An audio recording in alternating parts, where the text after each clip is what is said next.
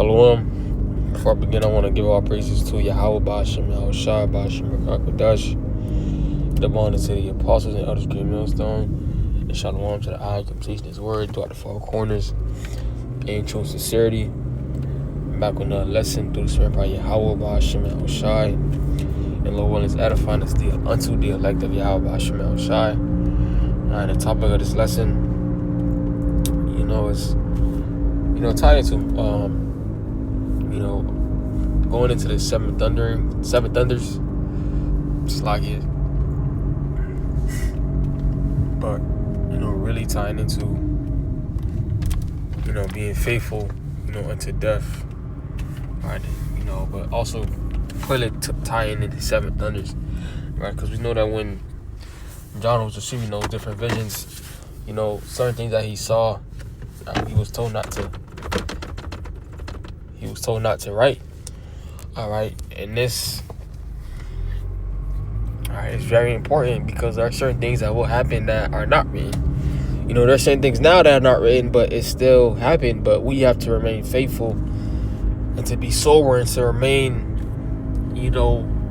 remain being watchful, of these times, because the scriptures still do tell us that day and hour cometh no man, right? That day and hour knoweth Slakia. I said no man. That day and hour knoweth no man. Nobody knows when the day of the Lord is, but leading up to those times, we don't know what specifically is going to happen. We have a grasp, right? But we know the baseline, right? The fundamental of it is to, remain faithful. All right. Like for example, the C-19, right? That's not written in the scriptures, but pestilences is written in the scriptures. The scripture's not going to name every single thing that the Lord's going to bring. It's going to be a lot, right? Because it's a time like never before. But again, it's to remain faithful. All right, it's to remain faithful. But reading Revelation 10 and 3, it says, and cried with a loud voice, as when the lion roareth. And when he cried, seven thunders uttered their voices. And when the seven thunders had uttered their voices, I was about to write, and I heard a voice from heaven saying unto me, seal up those things which the seven thunders uttered, and write them not. So certain things that John saw, it was told unto him not to write. All right. That's why we have to remain faithful. There's Revelation 2 and 10, right? And we know this is tying into when we get thrown into different camps and etc. But I really wanted to focus on the part when it says, be thou faithful unto death. But I'm going to read the whole verse. It says, for none of those things which thou shalt suffer, behold, the devil shall cast some of you into prison, that ye may be tried. So a trial, a test is coming, all right, for the men of Yahweh Shai Shai. All right, those that, been teaching the name of Yahweh Shai. All right, we will be tested. All right, it says, and that devil's talking about Esau, Edom. All right, not the actual, devil, but his counterpart. Okay. It says, and he shall have tribulation 10 days, be thou faithful unto death, and I'll give thee a crown of life. So, tying into these times now, we have to remain faithful unto death. But again, I know the scripture, goes into how, we'll get thrown into prison and be tried. All right. But again, we have to remain faithful, throughout the things that are going to ultimately come to pass. All right. Right. Because, we about to face a lot of turmoil, a lot of, tribulation, because of this, testimony, because of this word. Right. And certain things may seem like I ain't see that in the scriptures. What the fuck is this, right? But you can't have that mindset. All right. Remember, we always have to think about, all right, the scriptures, right? We always have to think about the scriptures and the Psalms and the stories of our forefathers, how they were kept, throughout, all the things that they had to go through in their lifetime. And you think they knew, the certain amount of things that they was going to go through, but they still remained, faithful. All right, it wouldn't it wouldn't really, be a test if you knew all the questions before, all right, the test came. Certain times you may know the questions, right? Using the example for school, certain times you may know the questions before the test comes, but this certain things that the scriptures didn't say are gonna happen.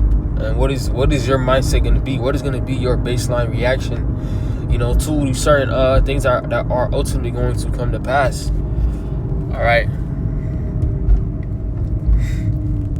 But the Lord may throw like a curveball. You ain't see this coming.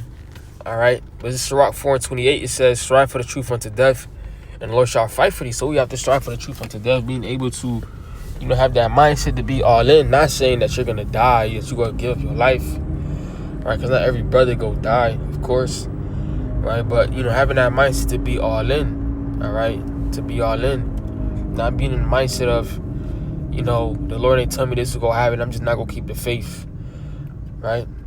Even in our day-to-day life, we don't know everything that we about to go through, but we still remain faithful, right? So how much more, the things that we about to go through when all hell breaks loose, when we know that this is really the end. This is the transition from, all right, this current rulership to, eternity. All right. Your mind has to be, fortified. You have to, have that foundation, which is ultimately Yahweh Shai. All right. And so I should talk about being rooted and built up. All right. Because certain things may be thrown at you. All right. That you thought, just came out of nowhere, but the Lord is trying to test your faith, test your belief. All right, my son, what is your reaction gonna be? All right, to this or this. All right, even though I didn't tell him that I was gonna do this to him. All right, and we all know this, right? We all already know this already. But these things still have to be said, right? These things still have to be brought out. Josephus tell us again. Acts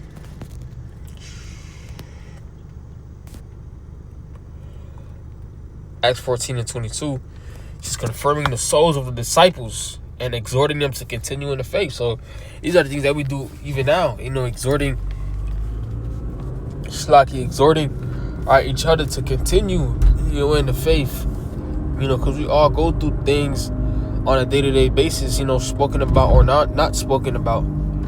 All right, we all know we have that tempter that's constantly, coming, for us, right?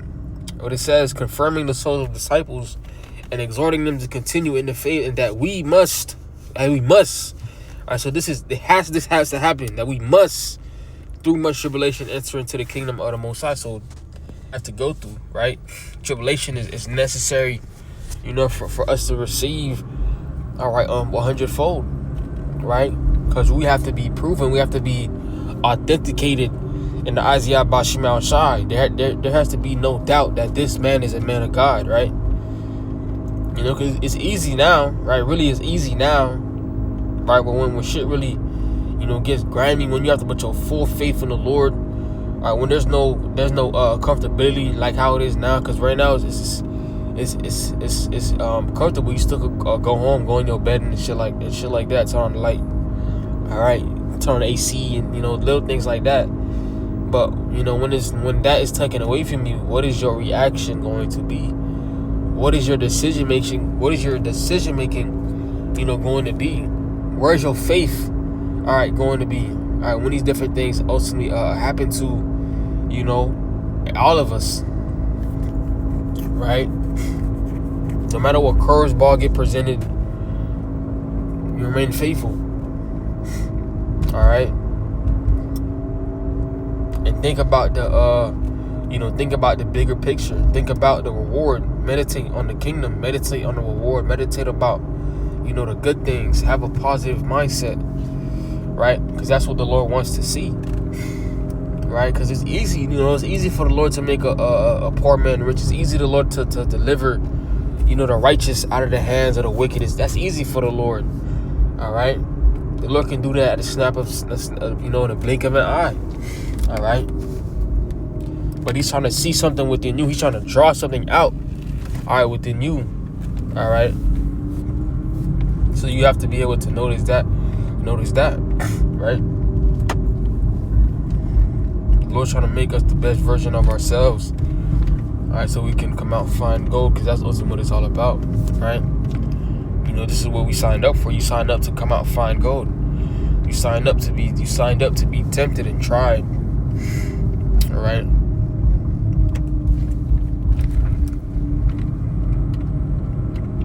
All right, don't forget, right? Like one more. You know, all these milk scriptures, you know.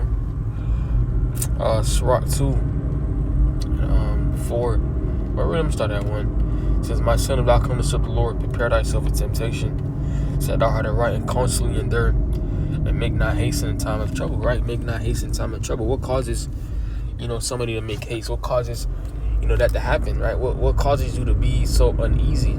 Right? That you hasten. Right? You acting rash. You acting, you know, you taking a haphazard approach, you know, to certain things. Right? You're not thinking clearly.